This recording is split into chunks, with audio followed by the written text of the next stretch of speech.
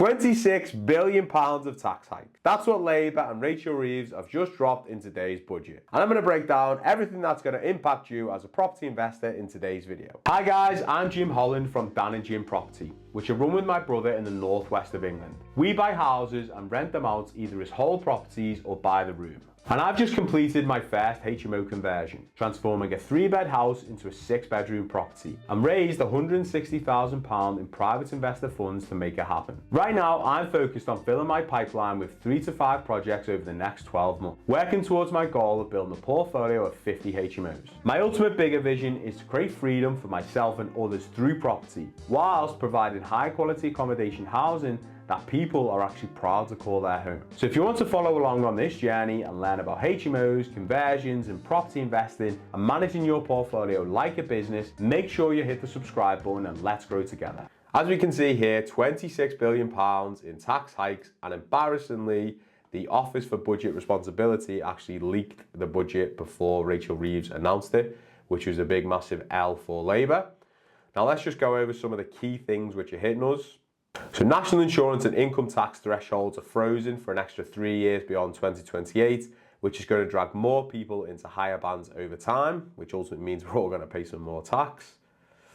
And 2 percentage points rise to the originally and upper tax rates on dividends income from April, and all rates on saving income from April 2027, which again is more tax. It's not really a surprise, this is it. They did announce yesterday that they're going to up the minimum wage, which feels like a bit of a cuddle before someone punches you in the face for a lot of people. And now this is from the National Residential Landlords Association, which I'm a part of. Landlords will pay increased rates of income tax under plans announced by Rachel Reeves today. Rates of income tax from property income will increase by 2 percentage points from April 2027, a move which the Office for Budget Responsibility has recognised will hit landlords in the pockets and force up rents, which is good news to us. And this is the interesting thing about all the things politicians do. Whenever they try and hit landlords, it normally only ever does one thing, which is up the rents. The basic, higher and additional rates will increase to 22, 42 and 47% respectively, a move that could add between £20 and £25 per month to typical rents in England. It comes on top of changes to mortgage interest relief, which was, I think it was the Tories did that in 2015, and stamp duty, which have already been increased landlords' costs and hit their profits. The Office for Budget Responsibility, in a leaked report released before the budget was announced, and said the measures announced in this budget reduce returns to private landlords following various measures over the past 10 years that have also reduced returns. This successive eroding of private landlord returns will likely reduce the supply of rental property over the long run. The risk of a steady long-term rise in rents if the demand outstrips supply. And this is where I just find it absolutely mental. You'll have someone like Labour who'll bang on about the renters reform bill, and then they'll do stuff like this. And the Office for Budget Responsibility have admitted that it's going to reduce the supply of rental property over the long run, which is going to put more pressure on rents, which is going to make it worse for tenants. And this is why it's just absolutely mental. Other measures that will affect landlords include an annual high-value council tax surcharge, which will be introduced for properties valued at over $2 million, to be introduced in April 2028. It's not going to massively impact investors. I don't think, maybe investors in London where the property prices are super, super expensive. But for sort of buy-to-let investors and HMO investors, can't see that having a massive impact. What it might do is just clog up the sort of chain of property transactions which everyone gets involved in. This surcharge will be based on 2026 valuations, will be banded ranging from a $2,500 surcharge to $7,500 surcharge for properties over $5 million. This is interesting. Responding to today's budget, National Resident Landlords Association Chief Executive Ben Beadle said, despite claims of tackling cost of living pressures, the government is pursuing a policy that the Office for Budget Responsibility has made clear will drive up rents. So this is one of those things, everyone will talk and say, oh, you know, tax rises, and, you know, no one likes tax rises. I don't like tax rises, but ultimately it's going to make our properties more valuable over the long term and drive up rents. And this is the absolute crazy thing which no government seems to understand.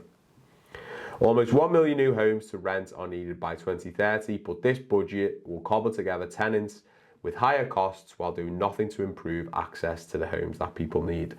So reading this, what this says to me, with the income tax going up and the Office for Budget Responsibility admitting that there's going to be a reduced supply over the long term, I think there's going to be a couple of things here. I think the older school landlords who had stuff in the personal lane, the few of them that were left that got hit with the mortgage interest relief stuff by George Osborne, they are just going to absolutely be leaving the market in droves.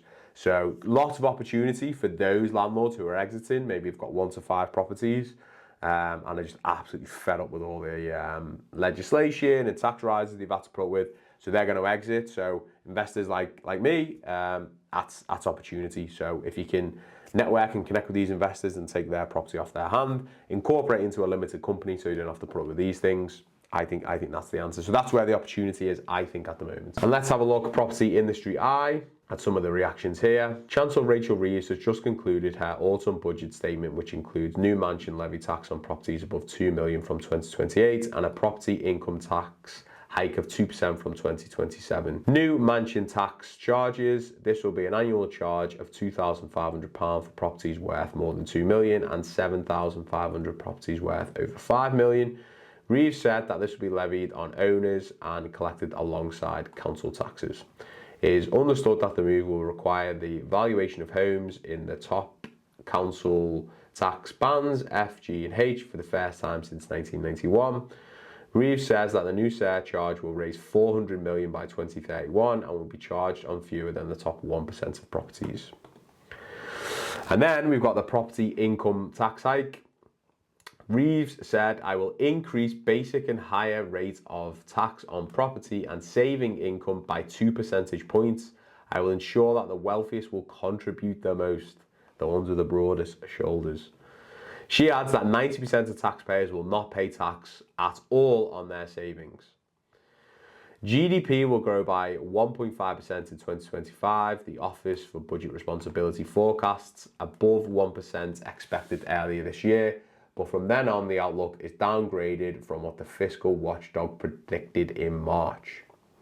In 2026, the economy is now expected to expand by 1.4%, below the previous forecast of 1.9%. So she's going to want to definitely change that because that is not good news for the economy. For 2027, GDP is estimated to expand by 1.6% against March's estimate of 1.8%. In 2028, GDP is forecasted to rise by 1.5%, down from the predicted 1.7% in March. And in 2029, the economy will expand 1.5%, not the 1.8% as previously expected. So it sounds like they've changed the tune based on what she's come out with here, which is not good news for her. Let's have a look at some industry reaction. So we've got the chief executive from a leading estate agent, Winkworth. Hitting landlords with national insurance will further shrink the availability of rental property. Completely agree. Particularly in London, where the buy-to-let model for many landlords relies on mortgage funding, and so there is no headroom for this extra cost in their investment. Completely agree. If we have fewer rental properties, there will be a poorer quality of life for people forced to live in the homes for longer or in a flat with more sharers. So again, for me, what I'm hearing here is buy-to-let's definitely going to work, and HMOs. This is an opportunity for HMOs as well, because ultimately the government's making it harder to be a landlord. More landlords are going to exit the market. There's going to be less stock available, which is going to put more pressure on rents, which is ultimately good things for us as investors. Again, it's like that previous video I made about how the property landscape in the UK has changed.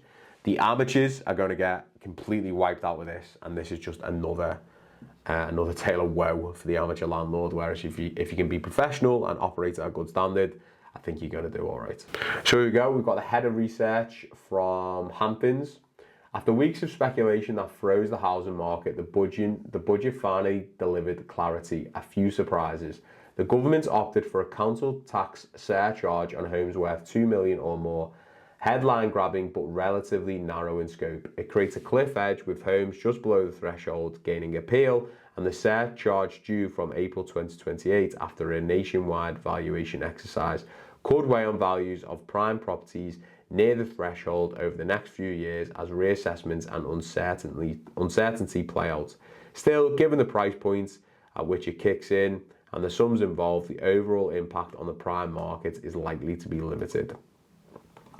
The biggest surprise was the increase in property income tax rates, adding further pressure on landlords who own properties in their personal name. Yeah, they have just been hammered. If you're still doing this, it's absolute stinker. Unlucky for you.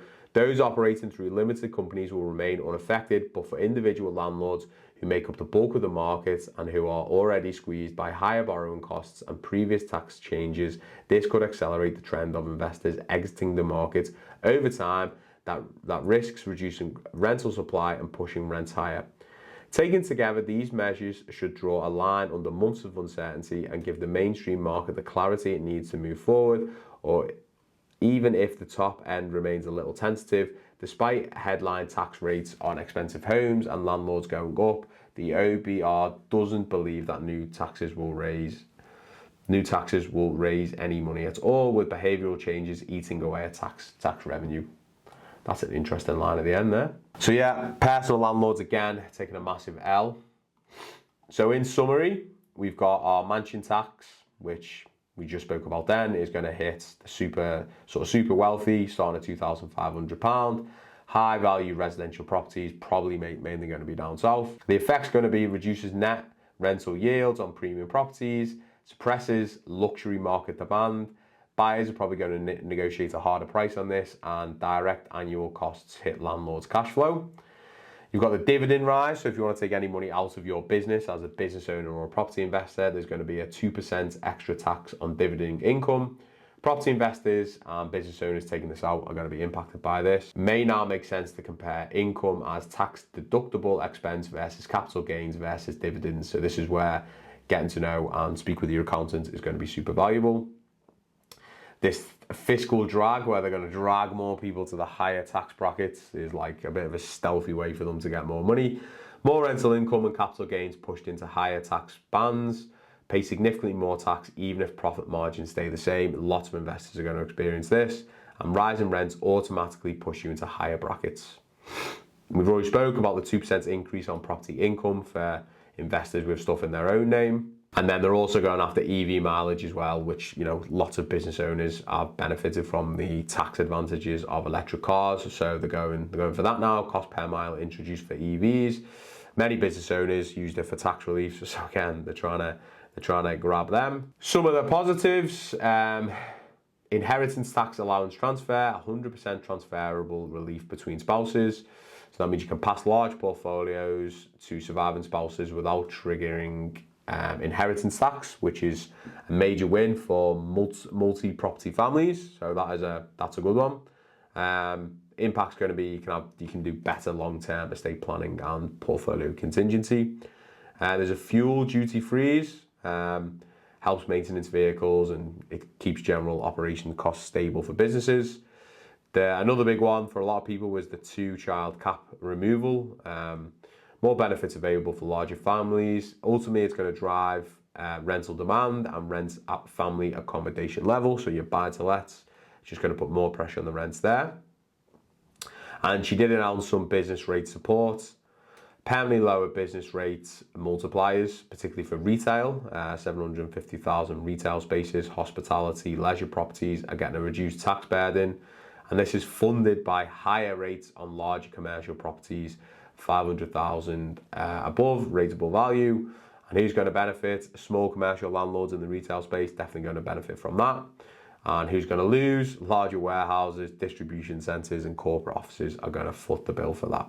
So in summary, if you are a landlord and you own stuff in your personal name, this has to be the final nail in the coffin for you. Another increase in tax for your income. Lots of opportunities for investors like me to buy properties from those landlords, but I think there's going to be more of an exodus. I think it's going to put more pressure on rents. So short term, we're going to have to pay more tax. Long term, still bullish on property, and I still think it's going to be good for capital appreciation in the long term and really good for rental income. I think supply is going to reduce, which is going to put more pressure on stuff. So I think HMOs are still going to be super viable. Let me know what you thought about this budget in the comments below. And this was a surprise midweek video reaction to the budget. So I'll see you again on Sunday for my normal videos. See you in the next one.